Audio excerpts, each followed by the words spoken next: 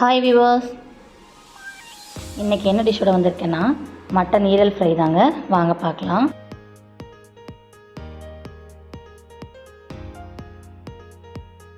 Stove on பண்ணிக்கிறேன். First oil add பண்ணிக்கலாம்.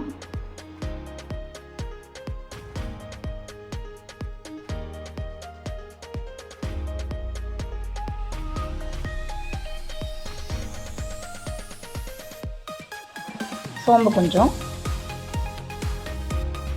இப்போ கட் பண்ணி எடுத்து வச்சுருக்க ஆனியன் ஆட் பண்ணிக்கலாம்.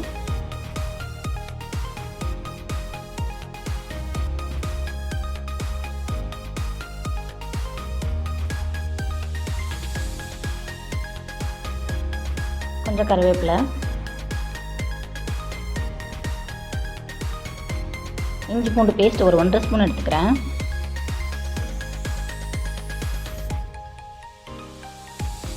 நல்லா மிக்ஸ் பண்ணி விட்டுக்கலாம், பச்சை வாசனை போகிற வரைக்கும்.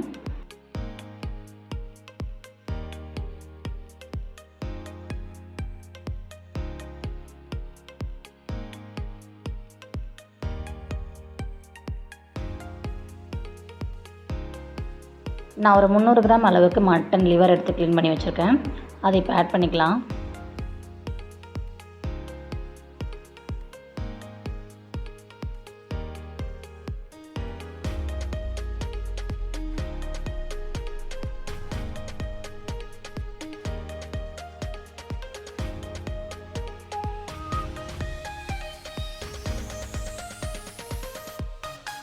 இப்போது உப்பு ஆட் பண்ணிக்கலாங்க. உப்பு ஆட் பண்ணி நல்லா மிக்ஸ் பண்ணி விடுங்க. வாங்க மசாலாஸ்லாம் இப்போ ஆட் பண்ணிக்கலாம். 1 ஸ்பூன் மிளகாய் பொடி, 1.5 ஸ்பூன் தனியா பொடி,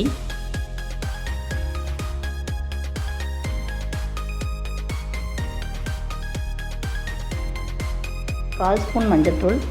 கரம் மசாலா வந்து நான் ஒரு 2.5 ஸ்பூன் ஆட் பண்ணிக்கிறேங்க.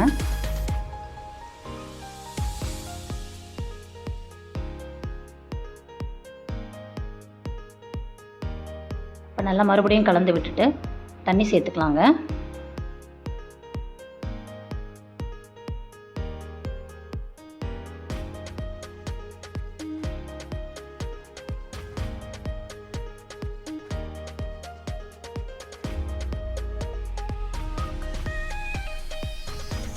இப்போ மூடி போட்டு நல்லா மூடிடலாம், குக் ஆகி வரட்டும். நான் இப்போ கரெக்டாக ஒரு 10 மினிட்ஸ் கழித்து ஓப்பன் பண்ணுறேங்க. நல்லா குக் ஆகிருக்கு. இந்த ஸ்டேஜில் நம்ம பெப்பர் ஆட் பண்ணிக்கலாங்க. முன்னாடியே நம்ம சேர்த்துருந்தோன்னா லிவரை பொறுத்த வரைக்கும் கசப்பு வந்துடும். இப்போ சேர்க்குறது தான் கரெக்டாக இருக்கும். நான் ஒரு 2 ஸ்பூன் போல் சேர்க்குறேன்.